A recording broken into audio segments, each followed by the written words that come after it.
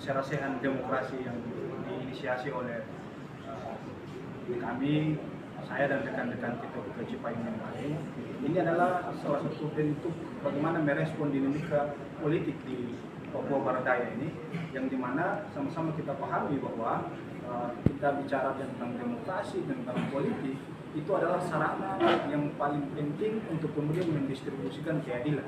Sehingga dalam proses pesta demokrasi hari ini, di tahun 2024 ini, kami mengamati dan secara mendalam menelusuri bahwa berkemungkinan besar akan menjadi problem, sehingga kita berharap bahwa proses demokrasi ini betul-betul ada sebagai sarana untuk kemudian mendistribusikan keadilan, sehingga jangan ada gejolak sosial atau konflik sosial yang terjadi di Papua Barat Daya.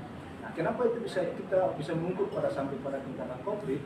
Karena rata-rata hari ini banyak sekali kawan-kawan kita, saudara-saudara kita, teman-teman Papua yang merespon ini merasa tidak adil dengan proses demokrasi yang ada. Ada satu hal yang menjadi tumpang tindih antara Undang-Undang Otsus dan PKPU yang dibuat oleh negara sendiri. Sehingga harapan saya sebagai Ketua Umum Indonesia Komsoro dan kemudian memberikan pesan kepada Pak Presiden agar kemudian bisa di masa prioritas ini bisa memberikanlah hadiah untuk orang tua. Artinya ada kepastian PKPU harus menyesuaikan dengan Undang-Undang Otsus, sehingga disitulah kita melihat bahwa sebagai bentuk komitmen dan konsistensi negara terhadap orang Papua, sebagai bentuk dan komitmen negara terhadap pembangunan di tanah Papua.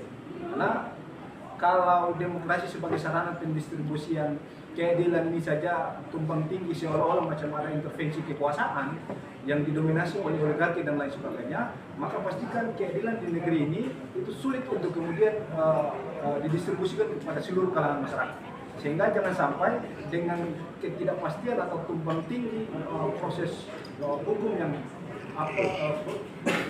penegakan PKPU dan Undang-Undang Otsus, sehingga dengan ketidakpastian ini sehingga bisa berakibat pada gejolak sosial atau konflik di kalangan masyarakat itu sendiri.